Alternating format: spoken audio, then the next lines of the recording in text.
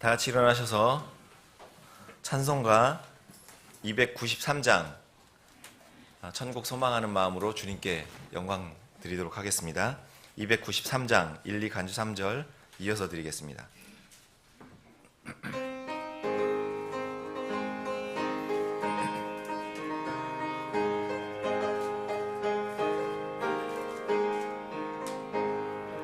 천국에서 만나보자. 그날 아침 거기서 순례자여 예비하라. 늦어지지 않도록 만나보자. 저기 배는 저 천국 문에서 만나보자. 그날 아침 그 문에서 만나자. 너의 등불 밝혀있나 기다린다 신랑이. 천국 문에 이를 때에 그가 반겨 맞으리. 만나보자. 저기 배는 저 천국 문에서 만나보자.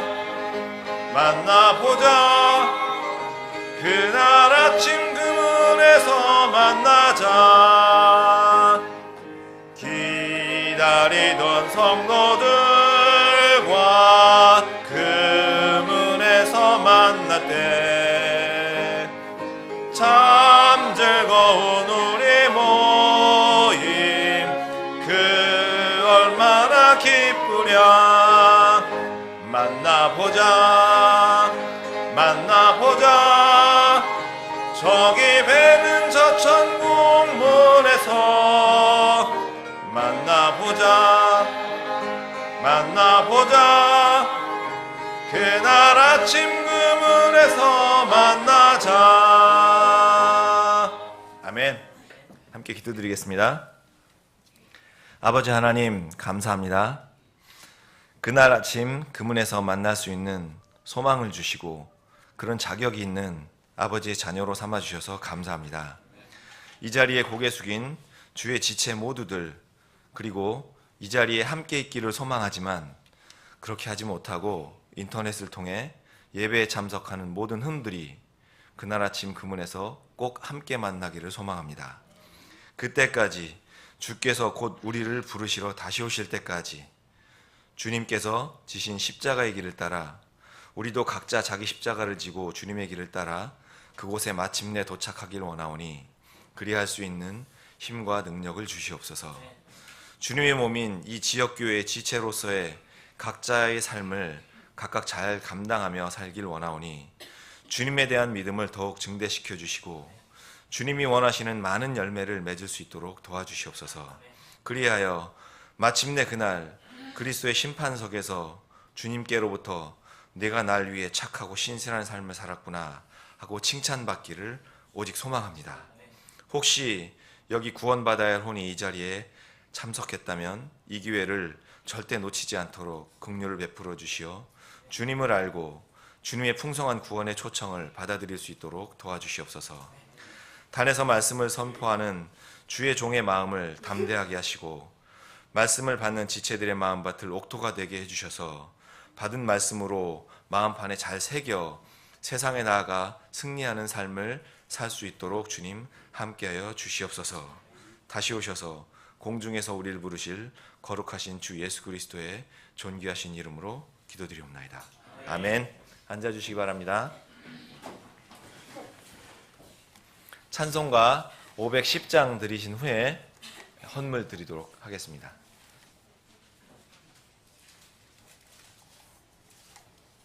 이어서 드리겠습니다.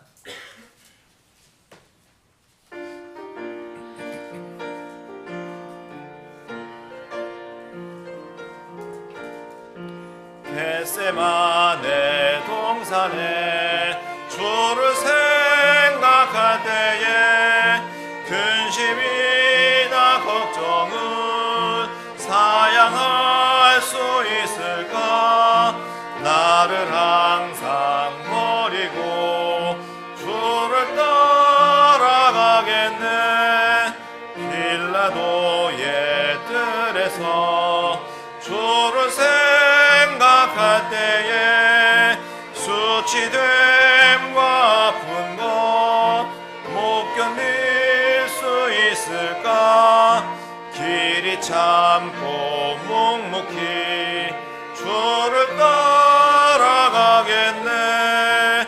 갈보리산 올라간 주를 생각할 때에 나의 받는 괴로움은 비교할 수 없으리. 십자가를 짐으로 주를 따라가겠네. 무덤에서 부활한 주를 생각할 때에 환난이나 죽음도 두려울 것 없으리. 승전가를 부르며 주를 따라가겠네. 아멘.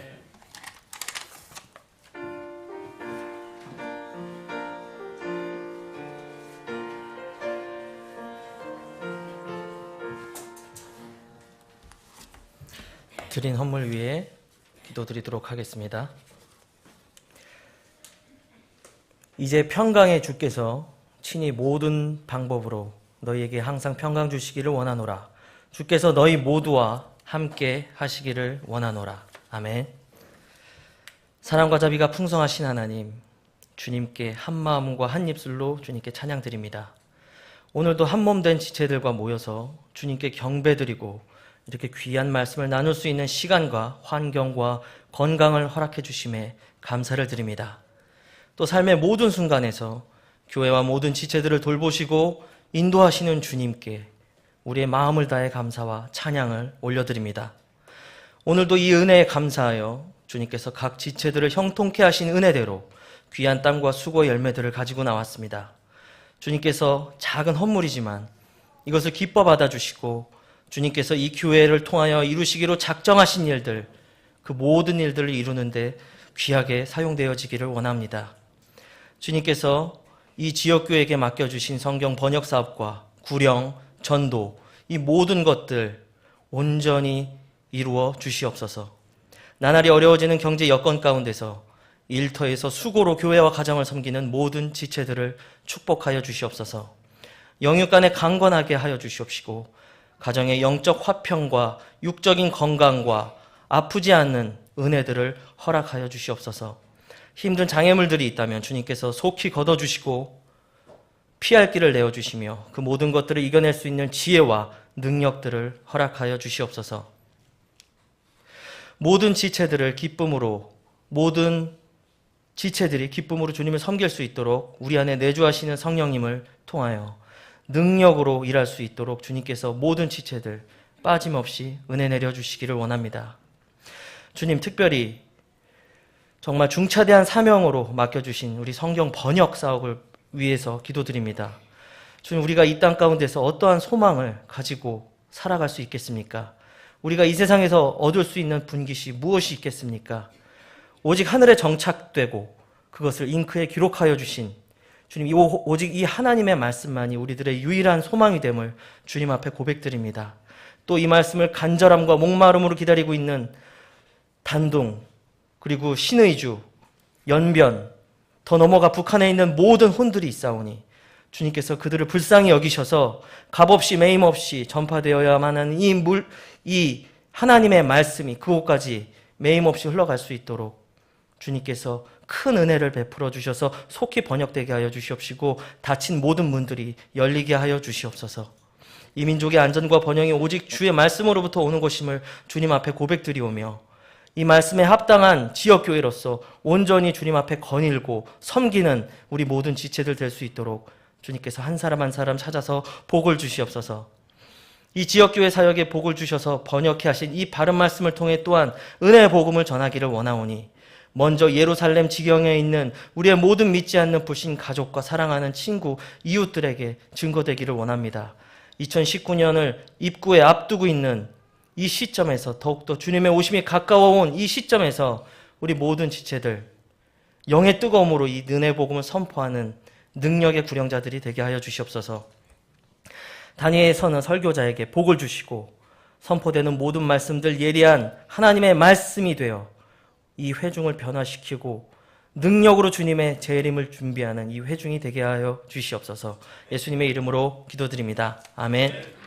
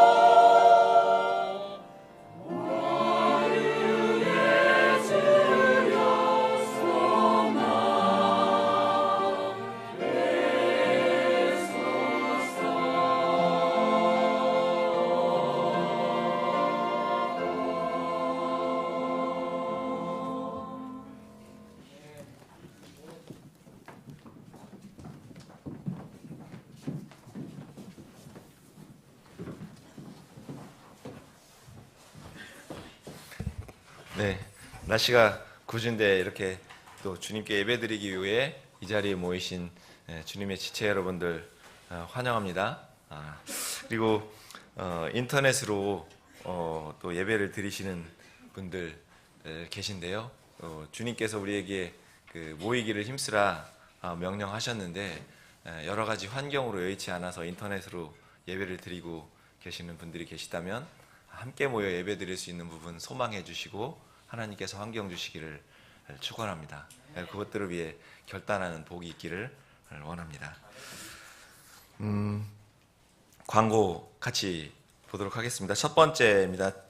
지난주에 주일에 우리 교회 창립 20주년 감사 주일 예배를 드렸습니다. 많은 분들이 곳곳에서 수고해 주셨습니다. 수고하신 지체분들께 감사드리고요. 또 내년에도 기쁘게 변함없이 감사 예배를 드릴 수 있도록 소망합니다. 두 번째입니다. 우리 교회에서 큰 부담으로 계속 진행하고 있는 공적 성경 사역 한국 성경회 법인으로 출발을 했는데요. 금년에 연회비 소정 연회비를 그 회원분들은 납부해 주시고 사인해 주시기 바랍니다. 납부는 해 주셨는데 사인은 안 하신 분들이 계시더라고요. 가까운 곳에 있더라고요. 네, 그 법인 회비 내주실 때는 헌금 봉투하고 헌금과 이렇게 구별해서 회비를 내주시면 감사하겠습니다. 그 법인 총회는 규약에 의해서 내년 1월 중에 열도록 하도록 하겠습니다. 세 번째입니다. 이번 주일부터 한 달 동안 2019년 선교사 지원을 위한 헌신 약속을 시작합니다. 주님의 명령의 말씀을 상기하고 기도한 후에 각 지체들 가정에 각각 정한 대로 약정을 해주시면 좋겠습니다. 그 약정 금액에 따라 지원할 선교사분들의 수가 결정이 되니까 기도 많이 해주시고 많이 헌신해 주시면 좋겠습니다. 그리고 다음 주 4번입니다. 마지막 주 화요일 12월 25일에는 그리스도의 초림을 기억하고 기억해서 찬양 음악 발표회로 그리고 성도 교제의 날로 이렇게 모입니다. 오전 11시부터 예배가 시작되니까 그때 함께 다 모이실 수 있도록 해주시고 맛있는 점심 애찬이 또 있습니다. 교제 후에 또 계속 성도의 교제를 나눌 수 있도록 형제 선교회님들은 준비를 해주시면 좋겠습니다. 주요한 행사 다시 한번 정리하겠습니다. 25일 날 찬양음악회 및 전성도 교제의 날이 있으니까 초청 많이 해주시고요. 그리고 12월 30일 날 회중총회 2018년도 회중총회가 있으니까 각 부서는 회중총회에 보고할 내용들을 준비해 주시면 좋겠습니다. 그리고 12월 31일 금년의 마지막 날에는 송구영신 예배가 있습니다. 성경 합독하도록 하겠습니다. 시작. 나는 살아있는 자라. 전에 죽었으나 보라 내가 영원 무궁토록 살아있노라. 아멘. 또한 내가 지옥과 사망의 열쇠들을 가지고 있노라. 요한계시록 1장 18절 말씀. 아멘.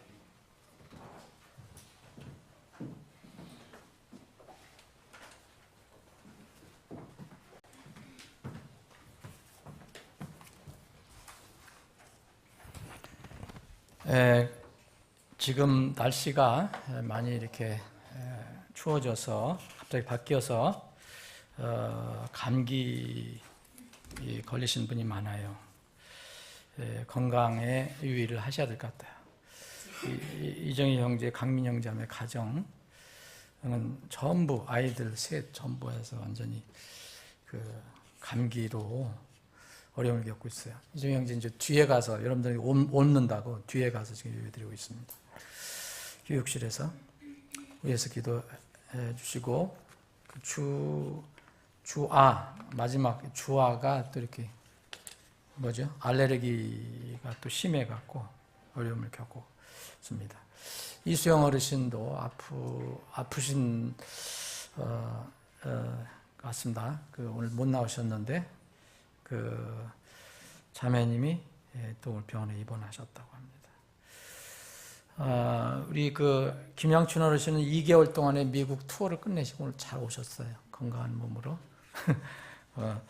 그래서 지난주에 우리가 창립 감사주일 예배를 드렸는데 이게 올해 어떻게 못 뛰었는데 오늘 그런 기분으로 다시 한번 예배를 드리자, 그런 것을 받아들였으면 좋겠습니다. 다 같이 일어나셔서 주님의 서로 주 안에서 교제하는 시간을 갖겠습니다.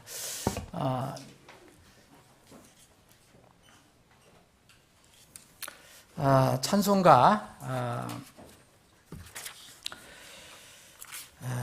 168장 하나님 나팔소리 1절 부르신 뒤에 서로 사랑의 인사를 나누겠습니다.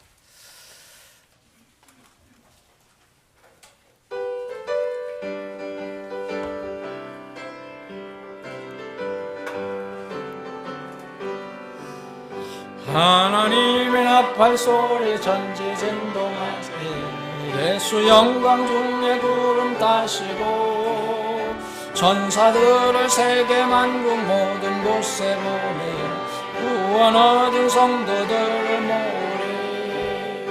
나팔 불 때 나의 이름, 나팔 불 때 나의 이름, 나팔 불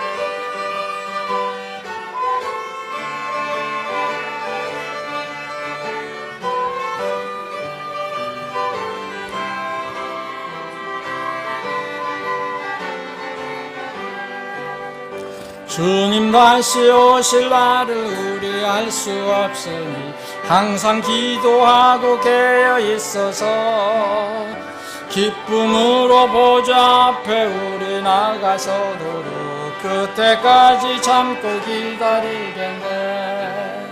나팔 불 때 나의 이름, 나팔 불 때 나의 이름, 나팔 불 때 나의 이름 부를 때에 잔치 참여하겠네.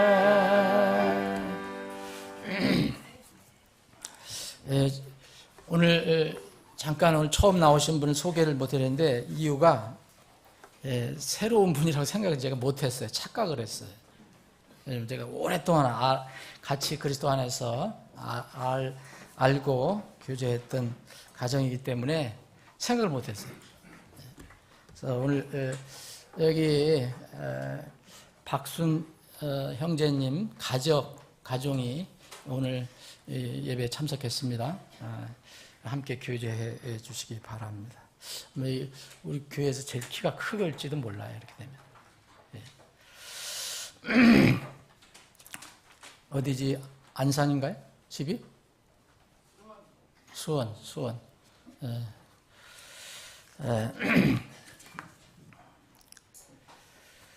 저도 지금 별로 이렇게 몸 상태가 속 좋지 않은 것 같아요. 이게 전부 그런 것 같아요. 겨울 날씨고 좀 늘 이렇게 밝지도 않고 또 눈도 오고, 그러나 말씀을 통해서 우리가 다시 힘을 얻었으면 좋겠습니다. 오종관 어르신도 한 몇 개월은 못 나오실 것 같아요. 그 가정. 그래서 여러분 참 건강이 참 중요합니다. 주님 잘 섬기려면 건강이 필요합니다. 기도해 주시고, 여러분들도 건강할 때 또 건강을 더 챙기시면 좋겠어요. 맛있는 거 많이 드시고 잘 쉬시고, 그리고 찬양을 많이 하시고.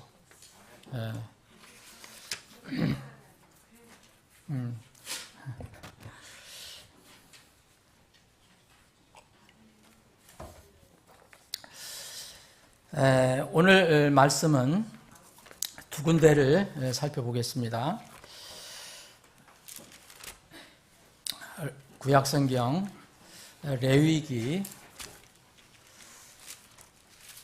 레위기가 27장으로 되어 있는데, 레위기 마지막 장 27장 끝부분을 좀 읽고, 또 신약성경 한쪽을 읽겠습니다.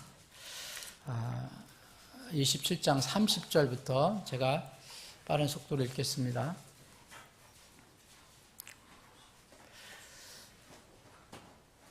27장 30절.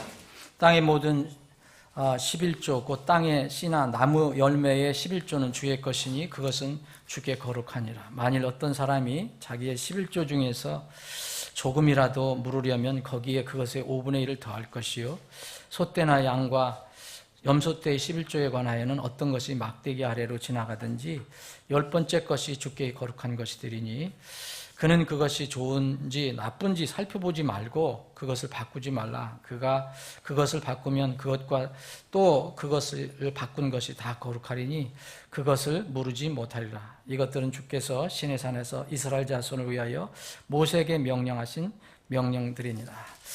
고린도후서 9장을 보겠습니다. 고린도후서 9장.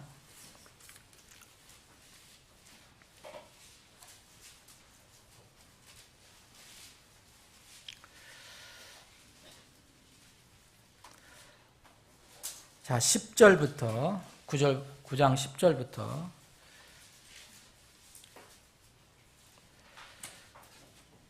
15절까지 끝까지 읽겠습니다. 제가 가지고 있는 성경도 읽겠습니다. 씨 뿌리는 자에게 씨를 제공하시는 분께서 이제 너희 양식으로 빵도 제공하시고, 너희가 뿌린 씨도 번성하게 하시며 너희의 의의 열매도 늘어나게 하시니, 너희가 모든 일에서 부유하게 되어 온갖 후한 선물을 넘치게 하면 그들이 우리를 통해 하나님께 감사를 드리게 되느니라. 이 섬김의 직무가 성도들의 부족한 것을 제공하였을 뿐 아니라 하나님께 드리는 많은 감사로 인하여 넘쳤느니라. 13절은 여러분들과 함께 제가 읽겠습니다. 13절 시작합니다.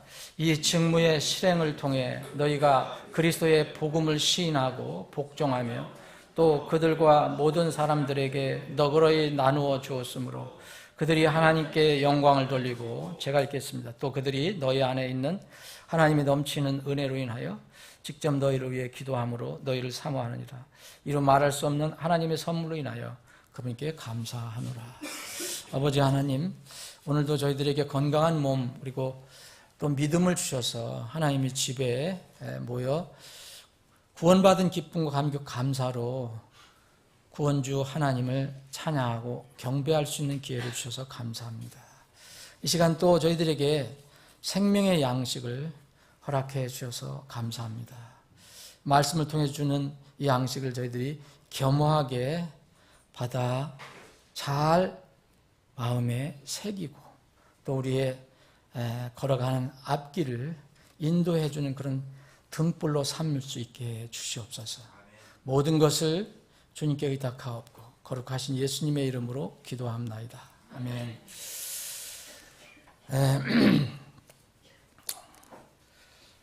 우리가 지난 주에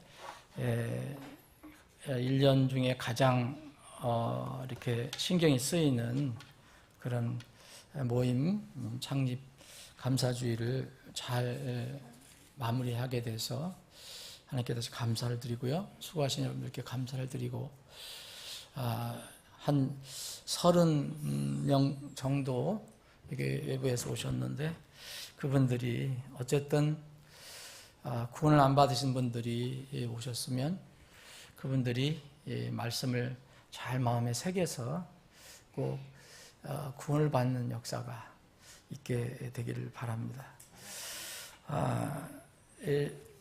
제가 그날 여러분들을 위해서 이 모신 설교자는 여러분들 잘 아시는 그런 선교사님인데 제가 그 선교사님, 그 목사님이 현재 처해 있는 그런 이 상황 때문에 참 그동안 마음이 늘 가라앉아 있었어요. 뭐 그래서 그런 건지 하여튼 몸도 요새 별로 이렇게 썩 좋지도 않은데 이 어떤 한 상태, 어떤 상황이 이제 그 교회에 일어나서 이제 참 슬프지만 그 교회가 이제 금년 말로 다 문을 닫습니다. 그래서 더 이상 이제 그 교회가 모일 수가 없게 되게 됐는데 이런 것들 저는 이제 전체적으로 이렇게 독립침례 교회들을 이렇게 서로 교제하는데 이것을 주선도 해주고 뭐 이렇게 하는 상황에 있기 때문에 굉장히 마음이 불편했습니다. 저한테는 개인적으로 하나의 충격이라고 볼 수도 있어요. 그래서 성경에도 이렇게 좋은 일이 많이 기록이 되어 있고 또 아주 우리가 원치 않는 그런 일들이 많이 기록이 되어 있어요. 이스라엘에도 참 좋은 일이 많이 있지만 또 그에 반대되는 일도 많이 기록이 되어 있습니다. 근데 하나님께서는 우리가 이런 것을 통해서 반드시 교훈을 얻으라고 말씀하세요. 좋은 것을 통해서 좋은 교훈을 얻고 또 나쁜 것을 통해서는 부정적인 것을 통해서는 우리가 그런 거에 빠지지 않도록 부정적인 교훈을 얻으라고 말씀하셔요. 그래서 많이 묵상하고 계속 마음에 지금 떠나지 않습니다. 주님의 교회가 도대체 뭐냐 이런 생각을 더 한번 해보게 됐고 근데 주님의 교회는 지난번에 우리가 신앙의 삼각대에서 여러분 우리가 여러 번 공부를 해봤어요. 그런데 주님의 교회는 실제 존재하는 영적인 조직입니다. 어떤 분들이 얘기하는 것처럼 무슨 우주적인 교회가 아니에요. 성경에서 얘기하는 것은 우주적인 교회가 아닙니다. 그건 우리가 천국에 가야 거기에 처음 난 자들의 모임이 주님 앞에 모이게 될 때 그건 뭐 우주적인 교회라고 볼 수 있어요. 근데 보이지 않는 우주적인 교회를 믿는 것은 굉장히 위험한 것입니다. 성경 전체 거의 대부분을 부정해야 돼요. 그렇게 되면. 그래서 이 주님의 교회는 실제 존재하는 영적 조직입니다. 사람들이 실제 모여서 하나님을 향한 신앙 활동을 하는 살아있는 그런 유기체예요. 사회에서도 무슨 일을 하려면 조금만 조직이라도 다 이렇게 모이고 뭐가 이렇게 엮여 있잖아요. 그러다 보니까 조직이 움직이고 유기체가 살아가는 데는 바로 뭔가 그것이 움직일 수 있는 어떤 자원이 필요한 겁니다. 차가 움직이려면은 그 어떤 가솔린이 필요한 것처럼 연료가 필요한 것처럼 어떤 조직인도 다 마찬가지예요. 지상에 있는 어떤 조직이든 다 마찬가지입니다. 물론 그런 어떤 자원, 어떤 물질이 있다고 주님의 교회가 그것만 있다고 주님의 교회가 움직이는 건 아닙니다. 성도들의 기도와 헌신 그리고 보이지 않는 하나님의 함께 하심과 인도하시고 보호하심이 있어야 됩니다. 이런 것들이 교회에 꼭 필요하지만 눈에 보이는 물리적인 조직이므로 보이는 교회, 지역교회이므로 그런 자원도 필요하다는 거예요. 이거를 사람들이 많이 잊어버리는 것 같아요. 실제 사람들이 모이는 물리적인 교회 몸을 유지하기 위해서는 그래서 하나님께서는 그런 영적 제도를 만들어 놓으셨어요. 이미 만들어 놓으셨습니다. 이스라엘도 영적인 조직입니다. 이스라엘 사회 많은 민족 중에서 하나님께서 이스라엘을 특별히 하나님을 드러낼 수 있는 많은 세상에서 많은 민족들 중에서 그 하나님을 드러낼 수 있는 어떤 조직으로 이스라엘을 택하셔서 이스라엘 공동체를 만드신 겁니다.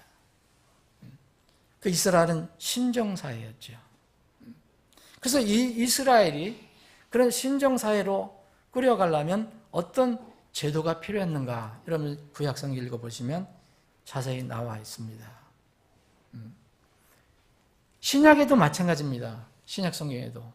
신약성경의 교회는 이스라엘과 다르지만 여전히 동일한 하나님이 우리가 이스라엘이 믿는 하나님, 우리가 믿는 하나님, 그 하나님이 어떤 신약의 영적인 제도를 위해서 세워놓은 그런 하나님의 말씀 제도가 있어요. 어떤 사람들은 이렇게 얘기합니다. 교회에 나오지 않으면서 제가 아는 아주 재밌게 교제하는 그런 형제 한 분이 있어요. 가끔가다 연락하고 그런 분인데 이런 분들은 뭐라 하냐면 교회에 나오지 않으면서도 목사님 제가 사업을 하면 성공하면 교회에 통 큰 기부를 하겠습니다. 그런 얘기를 해요. 순수한 말로다가 그렇게 하는 건 내가 이해하지만 전혀 성경적인 가르침이 아닙니다. 이건 전혀 성경적이 아니에요. 이건 전혀 인간적인 생각이에요. 교회는요, 주님의 교회는 요새 어떤 교회들은 카페도 운영하고 또 뭐 음식점, 건물, 뭐 책점, 뭐 필요한 거는 우리가 이렇게 성도들한테 공급할 수 있겠지만 그걸 뭐 건물 임대 사업하는 교회도 있고 이단 쪽에는 기업을 운영하는 데도 있어요. 여러분 아시죠? 그러나 주님의 교회, 성경에서 얘기한 주님의 교회는요, 절대 이런 방법을 하나님께서 허락지 않으십니다. 주님의 교회는 이 자원 면에서 물질 면에서도 정결함을 유지해야 합니다. 사람들이 모인 물리적인 그런 모임이지만 여전히 머리가 거룩하신 예수 그리스도이기 때문에 그 교회는 정결함을 유지해야 됩니다. 주님의 몸인 지역교회는 세상의 회사가 아니에요.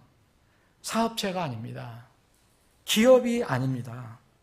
교회 안에서는 그 어떤 종류의 사업을 해서는 안 됩니다. 그게 요새는 이상하게 그게 쉽게 받아들이지는 것 같은데 교회 회원들도 마찬가지입니다. 교회 회원도 개인의 물질적 이익을 취하기 위해서 그걸 위해서 경제활동을 절대 교회에서 하면 안 돼요. 돈을 빌려주고 또 받고 하는 이런 거 절대 금물입니다. 교회는. 만약 주고받는 것이 있다면 이것은 돈을 차용하고 대여하거나 돈을 받고 팔고 사고 이런 거래가 되어서는 안 되고 조건 없는 사랑의 기부가 돼야 돼요. 절대로. 조건을 달면 안 돼요. 그냥 기부하고 사랑의 헌금을 하고 누굴 도와주는 건 좋지만 대가가 왔다 갔다 하면 안 됩니다. 그건 이미 그 교회는 순결을 잃어버린 거예요. 그 멀리 가면 그 교회는 반드시 이제 부패해져 가고 타락해져 가고 어려움을 겪습니다. 교회는 세상 조직이 아니에요. 진리의 기둥과 터라고 했어요. 하나님의 집이고 주님의 몸이라고 그랬습니다. 성령께서 거하시는 하나님의 집이라고 말씀하십니다. 세상의 거래를 도모하는 것이 아니고 주님을 찬양하고 기도하는 집이라고 말씀했어요. 예수님께서 이 당시 그 예루살렘 성전에 들어오셔서 되게 분노를 하신 그런 장면이 나옵니다. 장사하는 사람들이 거기를 다 삼키고 있었어요. 다 점령하고 있었어요. 그래서 이 예수님께서 그것을 다 뒤집어 엎으시면서 그런 말씀을 하셨어요. 내 집은 장사하는 그런 집이 아니다. 무슨 집입니까? 내 집은 기도하는 집이라 불리라 그랬어요. 근데 그것을 강도의 소굴로 만들었다 그랬어요. 하나님의 집은 기도하고 찬양하고 성도들이 교제하는 것입니다.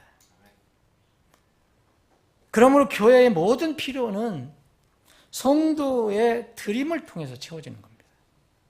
무슨 한 사람, 한두 사람의 무슨 큰 어떤 재력이 있는 사람이 교회를 끌고 가는 게 아닙니다. 이건 굉장히 위험해집니다. 여러분, 교회에서 이제 성도들을 위한 서로 사랑의 행위가 있어요. 오늘 그 본문 말씀, 이 구약에 있는 말씀은 이스라엘 백성 안에서 이루어지는 걸 얘기하는 거고요. 레위기 말씀은. 그리고 고린도 후서 9장에 우리가 본 말씀은 성도들 사이의 문제, 그리고 교회 안에서의 문제를 이야기하는 겁니다. 이거는 세상하고 상관이 없는 거예요. 그래서 뭐라 했냐면은 이 고린도후서 8장 1절, 2절, 3절, 4절에 보면 이게 뭐냐? 성도들을 섬기는 교제일이라고 그랬어요. 고린도후서 8장 4절에 보면 성도들이 섬기는 교제일.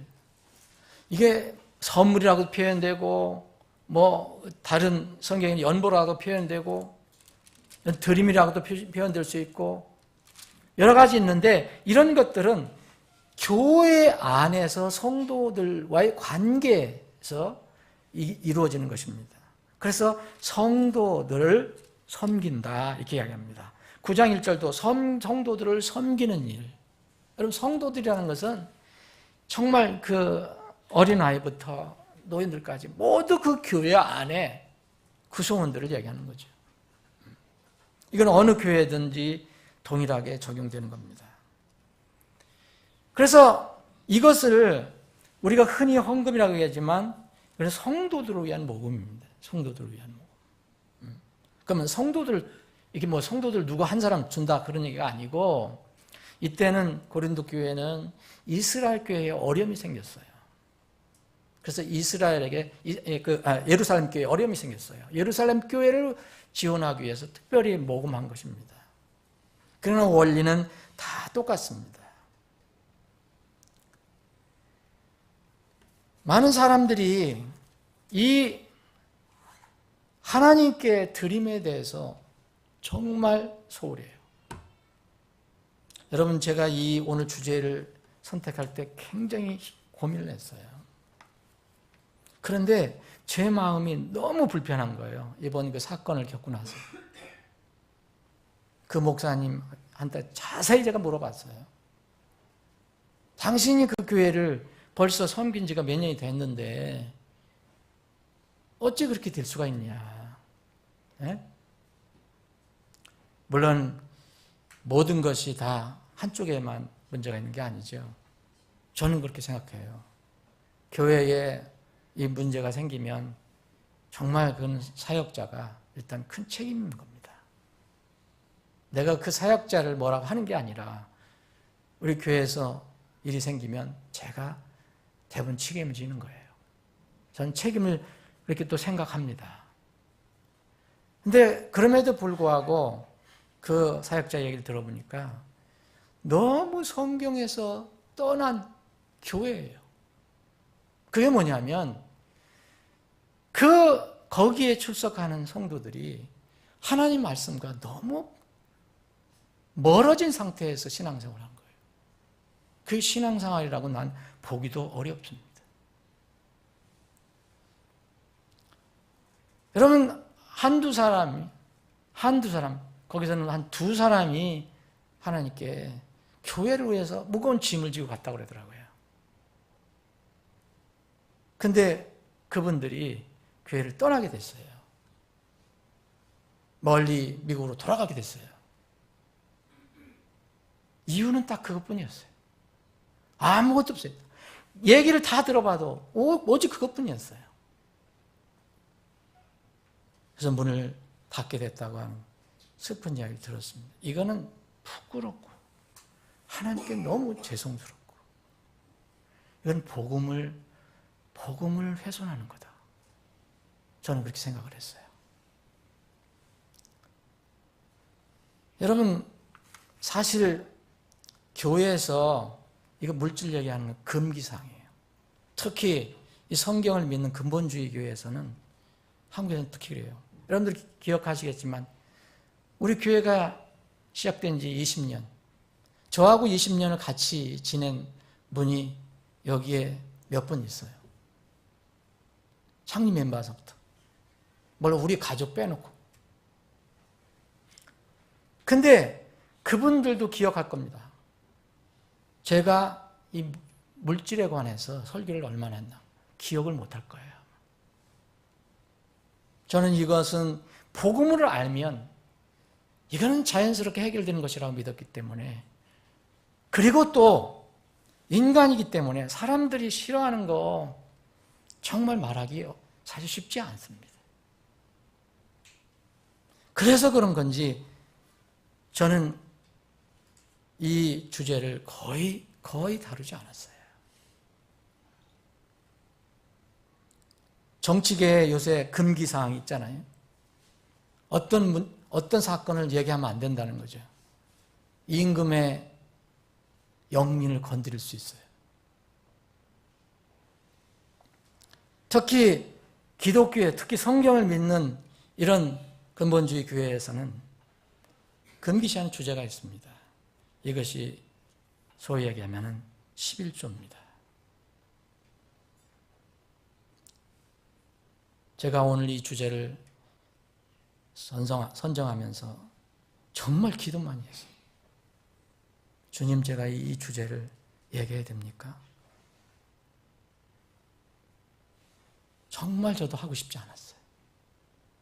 근데 내가 사랑하고 아끼는 그 목회자, 내가 그런 어떤 고통을 당할 때, 이유가 뭔가 알았을 때는 정말 저는 힘들었어요. 이거는 말씀을 왜곡하는 거고 복음을 훼손하는 것이다 라고 생각했어요.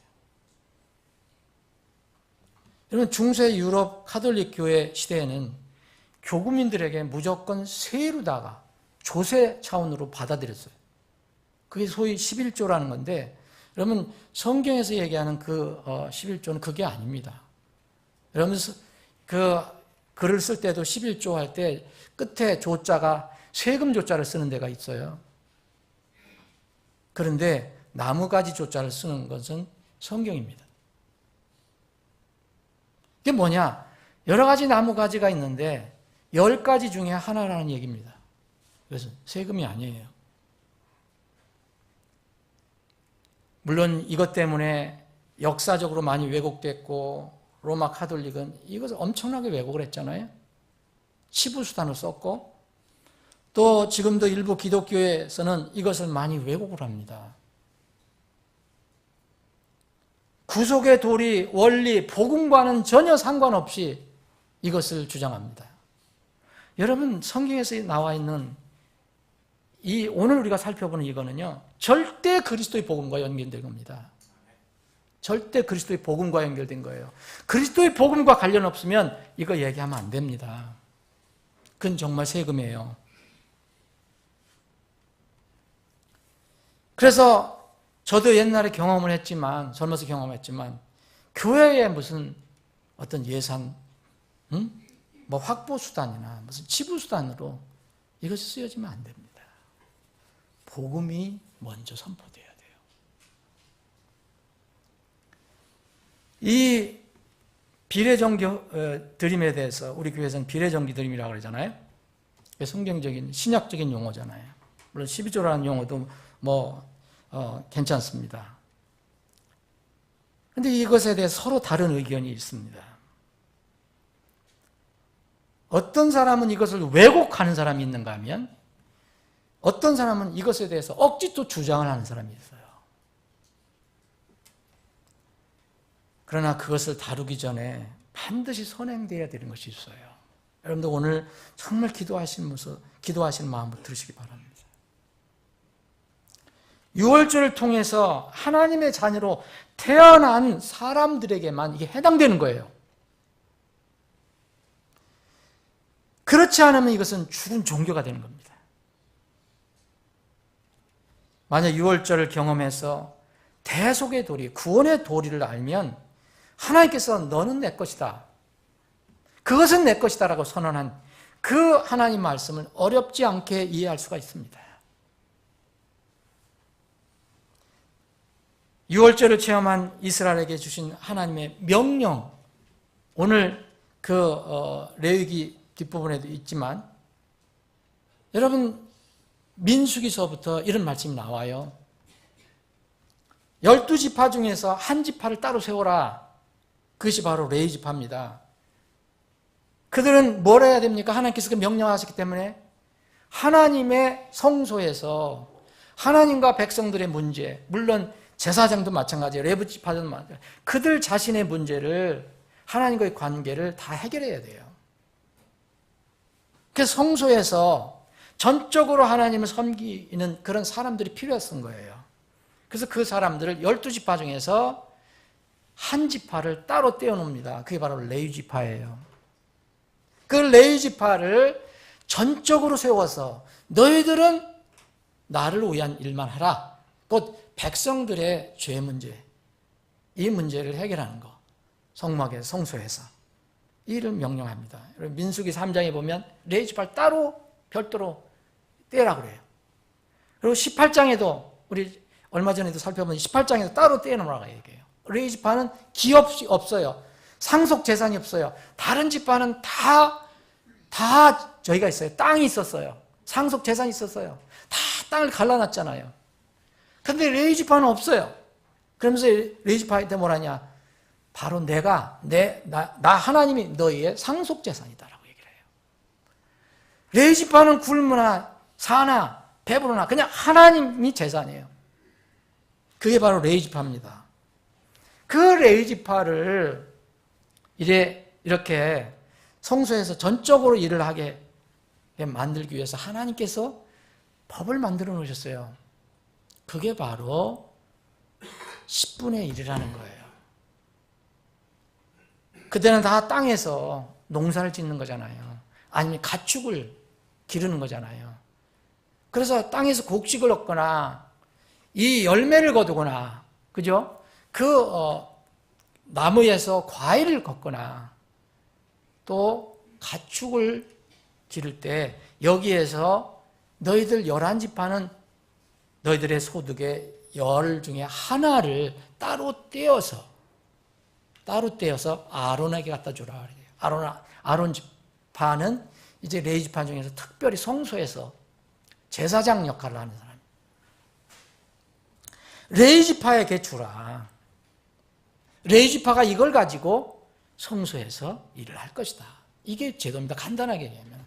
그럼 복잡하게 되어 있는 것 같지만 다 그겁니다. 이 11지파, 레위 지파를 빼는 11지파는 이런 소득의 10의 1을 모아서 소득이 없는 사람들을 이제 위에서 일을 합니다. 자, 소득이 없는 사람, 첫째, 레위 지파. 그리고 미망인. 미망인은 남편이 없는 거예요. 무슨 소득이 있습니까? 고아. 그리고 또 하나, 나그네. 나그네는 이게 방황하는 사람들이니까 무슨 일정한 소득이 없잖아요. 그래서 이런 사람들은 너희들이 무시하지 말라. 그래서 그렇게 그 사람들을 위해서 쓰게 된 겁니다. 특히 레위 지파는 하나님을 섬기는 일을 성막에서 24시간 전념으로 해야 돼요. 그래서 이 사람들을 위해서 따로 구별해 놓은 겁니다. 이 구약의 레위 지파는요, 신약에서 구원받은 하나님의 자녀들의 그림자예요. 신약에 와서는 주님의 피로 사신 하나님의 자녀들의 모든 것, 곧 영과 몸이 하나님의 것이라고 선언하십니다. 이거는 절대 복음을 모르면 이해가 안 되는 거예요.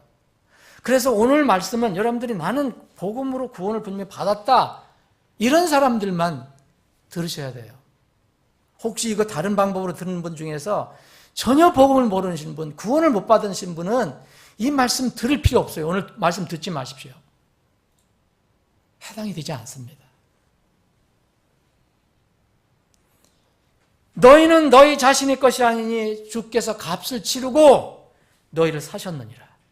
그런즉 하나님의 것인, 너희 것이 아닌 하나님의 것인 너희 영과 몸으로 하나님께 영광을 돌리라. 자, 구약에서는 10의 하나를 떼라 그랬어요. 근데 신약에서는 모든 것이라고 얘기합니다. 모든 것. 그래서 신약에서는 10의 1이라는 말 그렇게 많이 안 나오는 거예요. 나오긴 나와도. 왜냐하면 그런 의미가 별로 이 구약처럼 필요하지 않은 거예요. 다 사셨다고 말씀하시니까. 세상 사람들에게 얘기하는 게 아니거든요. 이제 그래서 이 성도들에게는 뭘 어떻게 얘기하냐, 교회에게 얘기하는 겁니다. 이거 세상 사람들이, 이 세상 사람, 믿지 않은 사람들이, 안티 기독교인들이 안티가 많잖아. 이런 사람들이 욕을 할 때 보면 이 10의 1조를 많이 욕을 하더라고요. 몰라서 그런 거예요. 그 사람들은 그럴 수밖에 없어요. 고린도 교회에 바울 사도가 성도들의 모금에 관해서 또 이렇게 얘기했어요. 고린도서 16장 1절 보면 이제 성도들을 위한 모금에 관하여는 내가 갈라디아의 교회들에게 지시한 바와 같이 너희도 그렇게 하라. 자, 갈라디아 교회는 가난한 두 개 교회가 있어요. 마케도니아 교회. 갈라디아 교회는 수많은 교회들이 있어요. 이 교회들이 여러 교회가 있는데 이 교회들이 다 부자 교회가 아니에요. 이 고린도 교회만 부자 교회예요. 근데 갈라디아의 여러 교회들에게 내가 하나님께서 명령하신 대로 그들이 한 것처럼 너희들도 그렇게 하라 이거예요. 부자 교회에게. 그래서 뭐 어떻게 하라? 16장 2절에 보면 주의 첫날에, 이번 주의 첫날이 언제인지 아시죠, 여러분? 주님이 부활하신 날입니다. 주의 첫날이에요. 끝된 날이 아니라 주의 첫날입니다. 주의 첫날에 너희 각 사람이 하나님께서 형통하게 하신 대로, 이게 바로 구약에서 얘기하는 비례헌금이에요. 내가 오늘 여러분들에게 자세히 설명드리는 거예요. 하나님께서 형통하게 하신 대로 자기 곁에 모아도 내가 갈 때 모으는 일이 없게 하라. 이렇게 형통하게 하신 대로가 뭡니까? 비례를 얘기하는 겁니다. 하나님께서 어떤 사람에는 이렇게 형통하게 하시고 어떤 사람은 이렇게 형통하게 하셔도 어떤 사람은 요만큼 형통하게 하시면 그거에 따라서 누구를 다른 사람을 살펴볼 필요가 없이 내가 그렇게 하면 된다는 거예요. 그걸 고린도 교회에 얘기를 했어요. 이게 신약입니다. 어떤 사람 얘기해요.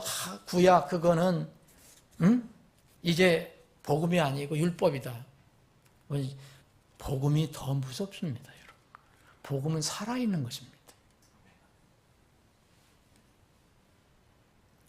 여러분, 비례정기헌금을 부정하는 설교자들이 있어요. 저는 이 설교를 안 하니까 어떤 사람들이 저보고 제가 이거를 부정하는 줄 알고서 제가 뭐라고 이게 가만히 있었는데 어떤 사람이 와서 저한테 와서 그래요. 우리 교회인이 아니에요. 다른 교회 사람이 어떤 목사님은 11조를 이야기한다. 많이 율법에 빠져 있고 아주 수준이 낮다. 참 속으로 제가 여러분 11조를 부정하는 것이 은연중에 아주 고상한 신앙이라고 생각하는 사람이 있어요. 그리고 무슨 수준 높은 성경 해석인 것처럼 이야기하는 사람이 있어요. 이렇게 얘기합니다. 11조는 이스라엘의 성막, 성전 제도를 위한 율법인데 이제 예수님 율법을 다 이루셨기 때문에 더 이상 필요 없습니다. 또는 이스라엘 민족에게만 해당되는 것이지 이방인들은 해당 없고 신약교회도 해당 없습니다. 이런 분들은 10의 10이라는 얘기를 안 해요. 절대 안 해요. 복음을 얘기를 안 하는 거예요. 복음을 얘기하면 나는 죽고 그리스도만 사는 겁니다. 내가 뭘 가지고 있습니까? 내가 아직도 살아있다. 내가 아직 가지고 있는 게 있다면 그건 아직 구원 못 받은 거예요. 아직 율법에 매인 신앙생활을 한다. 정말 수준이 낮은 신앙생활이다. 이런 등등의 얘기를 해요.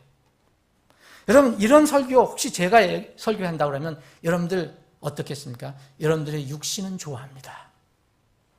기뻐합니다. 누구나 자신의 물질과 관련되기 때문에 육신이 기뻐하는 거 속일 수 없어요. 그런데 육신의 속성 절대 믿지 마세요. 이런 주장에 성경이 어떠하냐 그걸 가르쳐주지 않으면 이런 자기들의 신념, 자기들 생각에 따라서 하면 이런 주장이 귀를 열기 시작하면 그때 무슨 일이 일어나는지, 무슨 일이 시작되는지 잘 살펴봐야 합니다. 마음속에서 이제 소위 얘기하면 합리적인 신앙의 위선이 시작이 돼요. 지금 제가 이건 만든 거예요. 합리적인 신앙의 위선이에요. 겉으로 보기에는 굉장히 합리적인 것 같은데 속은 위선이란 말입니다. 이게 신앙.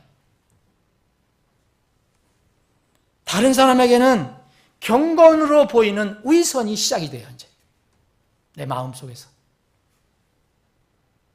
이렇게 주장하거나 가르치는 사람들은 흔히 이렇게 얘기합니다. 나는 율법의 11조는 가르치지 않는다. 하지도 않지만 감사로 더 많이 드립니다. 라고 얘기해요. 이것이 합리적인 신앙의 위선입니다. 경건의 위선입니다. 하나님께서 이스라엘 12지파 중에서 11지파에게 너희들 이렇게 해라 라고 해서 법을 주시지 않고 그냥 너희들이 나를 위한 이런 일을 해라. 성막에서 이런 일을 해라 했다면 이스라엘 백성들이 순종했겠어요, 안 하겠어요? 그들이 육을 가지고 있습니다, 그들이. 여전히. 출애굽을 했어도. 똑같습니다, 여러분. 여러분, 구원받고 나서 여러분들 갑자기 영화로운 몸으로 바뀐 사람이 있습니까? 구원받은 순간에 다 모든 내 재산을 다 내려놓고 나는 아무것도 없습니다. 라고 다 재산을 세상에 내놓고 교회에 내놓고 선교 떠나는 사람이 있어요? 선교의 바나바 같은 사람 아주 드물게 나와요. 여러분, 이것이 소위 얘기하면 합리적인 신앙의 위선이에요. 인간의 본성상 거듭났어도 육신의 본성상 그렇게 하기는 거의 불가능합니다. 그런 사람은 정말 자신에게 정직해야 합니다. 혼과 영과 관절과 골수를 찔러서 둘로 나흘까지 하고 그 마음의 생각과 의도로운 분별하시는 앞에서 정말 솔직해야 합니다. 여러분, 실제로 여러분들 테스트 한번 해보십시오. 우리 교회는 그런 분들이 없겠지만 일정 기간 실제 드림을 통계를 내보세요. 하나님의 말씀, 이게 비례정기헌금이 내 것이 아무것도 없고 다 하나님 것인데 그래도 하나님께서 최소한 요구하신 게 있다면 이것을 내가 정해놓고, 누가 정해놓는 게 아니에요. 내 마음에 정한 대로 할지라고 했잖아요. 이것을 이제 하시는 것과 또 이거 없대. 이런 11조는 율법이래. 비례정기헌금은 율법이래. 해서 여러분들이 그럼 내가 감사 한번 드리면 되지. 해서 한번 해보십시오. 그리고 솔직하게 통계를 내보세요. 여러분, 아마 100 중에 99사람은 훨씬 적게 드릴 것입니다. 그리고 그것도 드리면서도 자기가 드리는 것처럼, 자기 것을 드리는 것처럼 사람들에게 이야기할 것입니다. 이게 위선입니다. 제가 오늘처럼 강한 설교 아마 여러분 처음 들어보셨을 거예요. 근데 저는 이번 교회 그 때문에 너무 충격을 받았어요. 이거는 분명히 성경을 왜곡하고 사람들의 기분을 맞춘 기쁘게 하는 일이다. 여러분, 하나님의 것이라고 하나님께서 내 것이라고 선언하신 것, 내 것으로 내가 무슨 인심 쓰듯 하는 나의 위선적인 모습을 여러분들이 발견할 것입니다.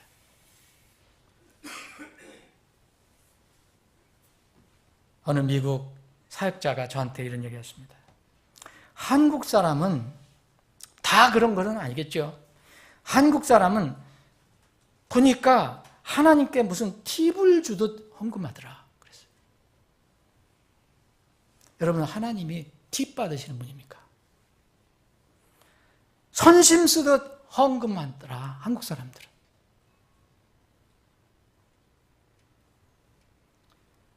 정말 여러분들 오해 안 하셨으면 좋겠습니다.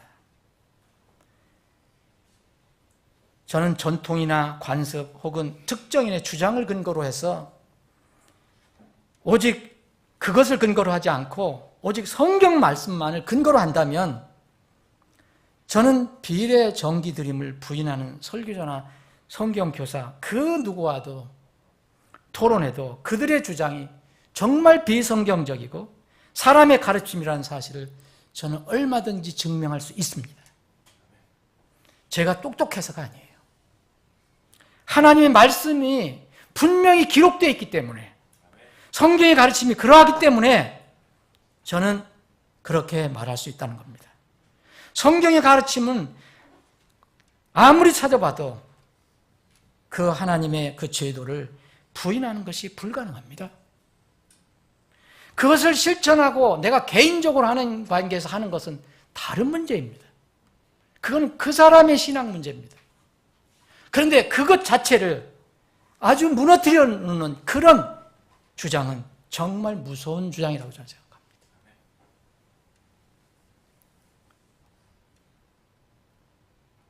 드림이라는 것은 예수 그리스도의 대속의 돌이 복음이 들어있는 것입니다. 이것은 개인의 신앙 고백이고 그것에 대한 내가 간증을 하는 것입니다. 오늘 고린도 후서 9장을 보시면 자 13절 이렇게 되어 있습니다. 이 직무의 실행을 통해 너희가 뭐라 했습니까, 여러분? 바울 사도가 고린도 교회에 얘기한 겁니다. 너희들이 이 하나님께 드림을 실행해라. 그래서 이것을 맡아서 또 가져가는 일을 하는 사람도 있고, 그래서 이런 직무의 실행을 통해서 너희가 뭘 시인한다 그랬습니까? 그리스도의 복음을 시인하고 복종한다 그랬지 않습니까? 다시 말씀드립니다. 그리스도의 복음, 구원의 도리, 대속의 도리, 유월절의 도리, 이 원리를 모르는 사람은 이 말씀 들으면 안 됩니다. 이걸 다 버리십시오. 그러나 진실로 예수 그리스도의 피로 내 모든 죄를 다 용서받았다고 믿은 사람들은 복음을 가지고 있는 겁니다. 복스러운 소식을 가지고 있는 거예요. 기쁜 소식을 가지고 있는 겁니다. 바로 드림도 그리스도의 복음을 시인하고 복종하는 행위입니다. 제가 한 말이 아닙니다. 그래서 하나님께 영광을 돌리라고 했습니다. 여러분, 바울 사도가 이 그 물질에 관해 쓴 거 보면 어떤 면 바울 사도한테 저는 나중에 혼날지도 몰라요. 바울 사도는 엄청나게 얘기를 했어요. 여러분들 보세요.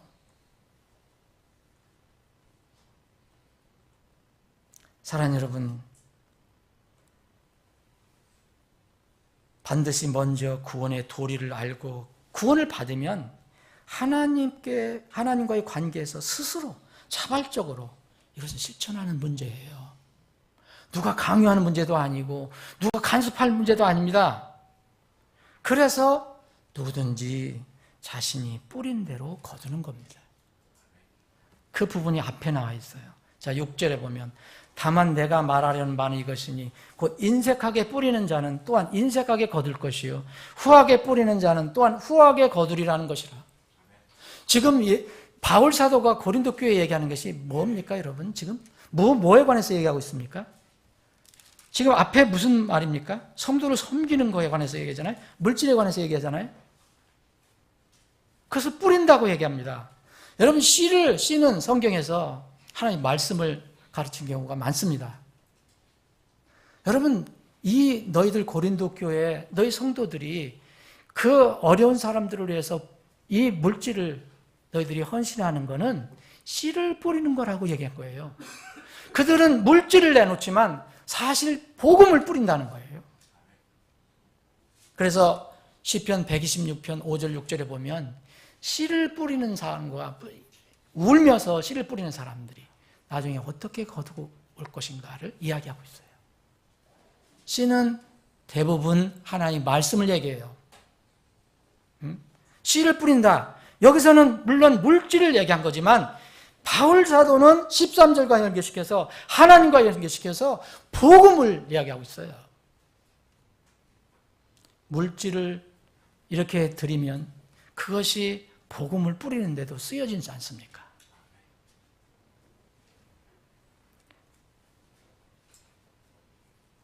정말 하나님의 원리가 여기서 나오는 거예요. 그래서 7절에 저마다 각자 하는 거예요. 누가 간섭할 필요 없어요. 누구한테 강요할 필요도 없어요. 저마다 자기 마음속에 정한 대로 낼 것이요. 이게 원래는 낼 것이보다 드림입니다. 드릴 것이요. 마지못해 하거나 억지로 하지 말지니 하나님은 즐거이 내는 자를 사랑하시느니라.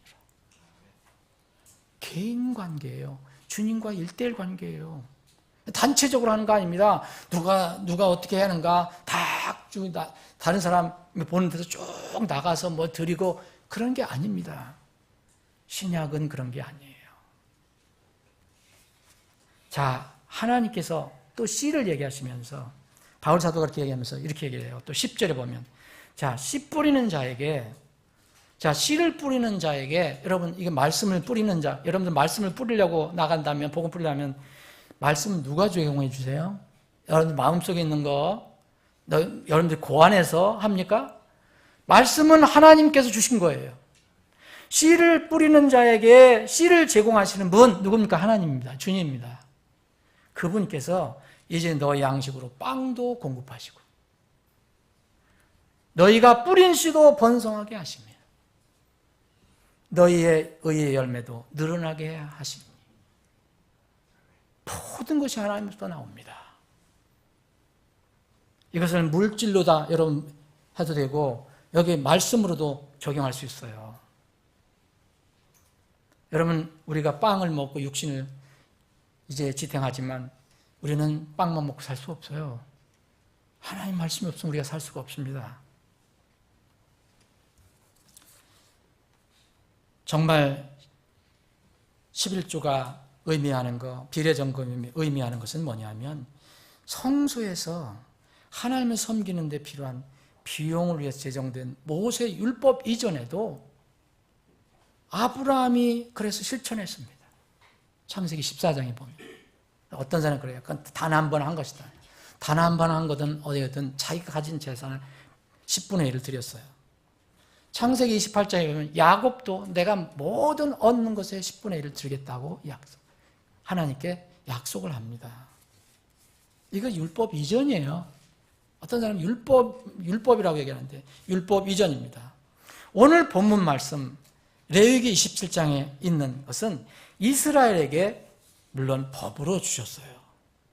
이 법으로 주셨는데 이들은 곡식이에요. 지금처럼 무슨 뭐 회사에 가서 하는 게 아니라 그냥 다 땅에서 나는 거예요. 땅에서. 예?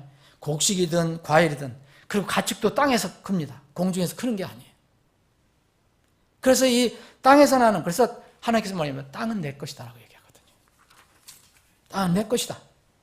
이것의 10분의 1을 드리라 얘기합니다. 그래서 이 모든 것들이 하나님에게서 온 것이라는 것을 인정하는 믿음의 고백이 바로 드림이에요.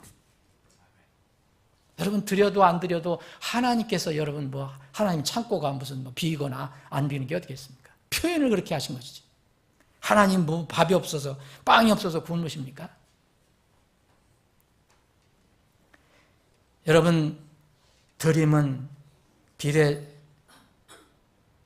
정기 드림은 그것을 드리는 사람들이 이 땅의 주인이 내가 아니고 하나님이시면서 모든 것을 공급해 주시는 분이 바로 하나님이시라는 것을 인정하고 나는 그분의 임차인이다. 여기 살아야 할 동안 하늘에 가기 전까지 잠시 빌려 있는 것이다 라고만 생각하는 것입니다. 그것이 바로 그 신앙 고백이에요. 시편 24편 1절에 보면 땅과 거기에 충만한 것이 주의 것이로다. 세상과 그 안에 거하는 자들도 그러하다 그랬어요. 여러분들도 그렇고 저도 그렇고 구원 받았으나 안 받았으나 마찬가지예요. 땅과 거기에 충만한 것이 다 주의 것이다 그랬잖아요. 이스라엘 백성들은 이것을 알았어요. 시편 115편 15절 16절에 보면 너희는 하늘과 땅을 만드신 주께 복을 받아도다. 그래서 우리는 하늘과 땅을 만드신 하나님부터 복을 받고 사는 거예요 지금. 하늘 곧 하늘들을 주의 것이로되 그분께서 땅은 사람들의 자녀들에게 주셨도다. 땅을 기경하라고 주셨다는 거예요. 여러분 모든 것이 주님의 것이지만 그 중에 일정한 부분을 신앙 고백으로 드리는 것입니다. 이것이 드림이에요. 말씀을 정리하겠습니다. 여러분 하나님 말씀을 있는 그대로 순수하게 받아들이지 않을 때 거두어야 하는 열매는 내 책임입니다. 다른 사람 책임이 아니에요. 하나님에 대한 우리가 첫사랑을 잃어버리면 대신 그 자리에 물질이 들어옵니다. 그리고 세상이 자리를 차지하기 시작합니다. 이 물질 드림은 내가 헌신하는 것은 사실 금식의 고백과 같은 거예요.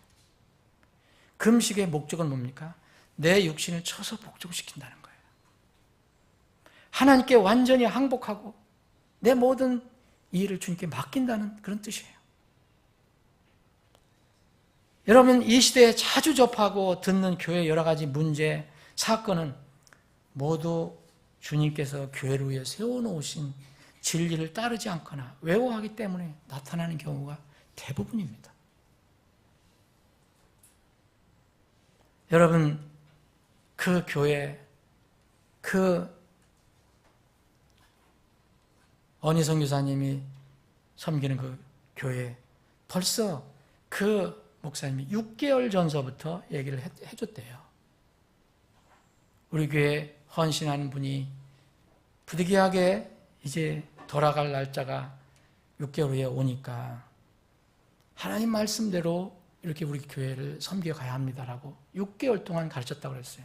나는 그거 안 가르쳤으면 내가 뭐라고 하려고 그랬었어요. 근데 6개월 동안 얘기했다고 그러더라고요. 그런데 아무도 동참하지 않았대요. 왜냐하면 그런 것에 아주 몸이 익숙해졌기 때문에. 그래서 그 두 가정이 떠난데 당장 그달 운영비도 나오지 않아서 카드로다가 한 달 지불했답니다. 그 뒤로도 여전히 변화가 없어서 할 수 없이 문을 닫기로 결정을 했다고 합니다. 사랑하는 여러분, 저는 설교자로서 말씀을 전해야 하는 임무를 받은 자로서 오늘 오해를 무릅쓰고 여러분들에게 말씀을 전하는 겁니다. 여러분들의 드림 생활을 냉정하게 말씀 비춰 살펴보시기 바랍니다. 여러분 이렇게 안락하고 평안한 찬양과 경배, 성도 교제를 할 수 있는 교회 모임은 한두 사람의 힘만으로 유지되는 것이 아닙니다. 11지파가 힘을 모아야 됩니다.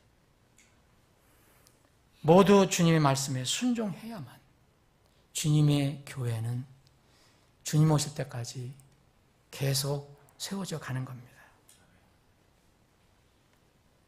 정말 주님과의 관계에서 비례정기 헌금을 하지 않는 가정 혹시 지체가 있다면 깊이 생각해 봐야 합니다.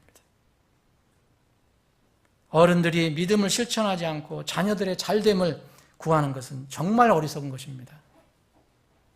여러분들이 믿음으로 실천해서 그것을 자녀들이 어렸을 때부터 배워서 나중에 커서도 그것이 말씀이 떠나지 않게 해야 합니다. 잠언 20장 7절에 이런 말씀이 있습니다. 의로운 자는 자기의 순전함 가운데 걷나니 그의 자녀들이 그를 따라 복을 받느니라. 누굴 따라서 복을 받습니까? 자녀가. 하나님의 것을 자기 것이라고 가르치는 부모, 이것을 배우는 자녀가 커서 지혜로운 물질관을 갖겠습니까? 자녀들에게 어렸을 때부터 구원받은 사람은 자신의 모든 것, 곧 몸과 영이 주님께서 값주고 사신 하나님 것이라고 가르쳐줘야 합니다. 말씀에 순종하지 않고 하나님의 것을 하나님의 영광을 위해서 쓰지 않고 내 욕심을 위해 쓰는 것은 하나님의 것을 내가 횡령하는 것과 같은 겁니다. 유용하는 겁니다. 그래서 어린아이들을, 우리 자녀들을 주를 두려워하는 법을 알려주어야 합니다. 그것은 내 것이다.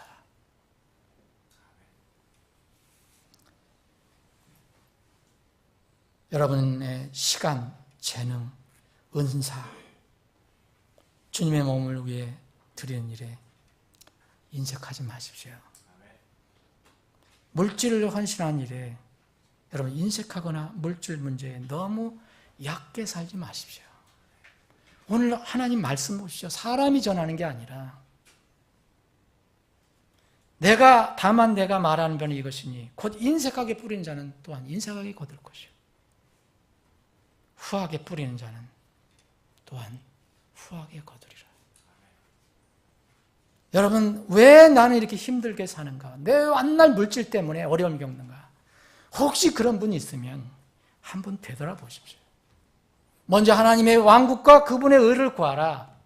그래야면 네가 생각하는 거, 네가 먹고 마시고 입는 거, 걱정하는 거, 이것들을 내가 다 더해 주리라고 말씀하셨지 않습니까?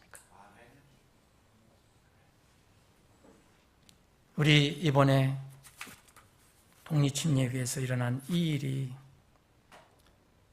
다른 데는 모를 수도 있어요. 저는 너무 친하게 지냈기 때문에 이게 마음에 지금 가라앉지가 않아요. 어찌 이럴 수가 있을까? 이거는 잘못된 가르침 때문에 잘못된 가르침을 듣고 이 몸이, 이 육신이 기뻐하기 때문에 그거를 바로잡기가 너무 어려운 거예요, 여러분. 정말 좋은 교훈이 되었으면 좋겠습니다. 우리 교회에게 맡겨주신 사역이 정말 중차대해야 합니다. 2019년에는. 우리가 힘을 모아야 합니다. 여러분들의 시간, 능력, 은사, 재능, 그리고 여러분들이 각자 하나님께 주신 그 복, 은혜, 물질의 복도 주님께 선한 뜻으로 드려야 합니다. 그래야만 우리가 내년도 이 일을 감당할 수 있습니다. 여러분들이 하나님의 영광의 도구로 쓰임받기를 원합니다. 기도하시겠습니다.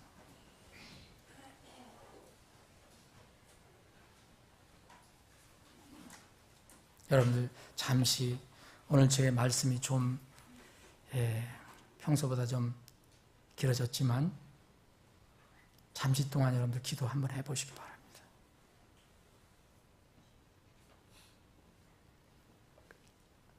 가난해서 하나님께 드리지 못하는 사람은 이 세상에 아무도 없습니다. 2렙돈 여인보다 더 가난한 사람은 이 땅에 없기 때문입니다. 마음의 문제입니다.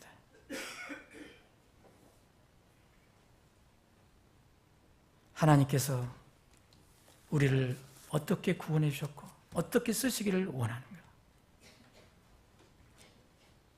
깊이 생각해 보시기 바랍니다. 하나님께서는 주님께서는 등잔대를 옮기실 수 있다라고 말씀하십니다. 다시는 우리 주위에서 저런 정말 슬픈 소식이 들려오지 않게 우리가 정말 우리 교회를 위해서 기도하고 바른 말씀을 위해서, 바른 가르침을 위해서 우리가 또 힘을 모아야 합니다. 아버지 하나님, 어려움을 겪는 교회가 있습니다. 안타깝게도 마지막 주에 마지막 모임을 갖고 참으로 세상의 무슨 회사처럼, 가게처럼 문을 닫는다고 합니다. 주님, 이 일은 우리가 받아들이기가 참 어렵습니다. 그것이 그 교회, 그 사람들의 육신의 그 강한 속성 때문에 일어나는 것이라면 우리에게 그 사실이 경고가 되게 해 주시길 원합니다. 아버지 하나님, 주님의 몸인, 주님의 몸된 교회가 주님이 오실 때까지 이 땅에서 튼튼하게 서서 주께서 맡겨주신 사명을 잘 감당할 수 있게 해 주옵소서. 우리 교회에게 그런 복을 허락해 주옵소서. 거룩하신 예수님의 이름으로 기도합나이다. 아멘.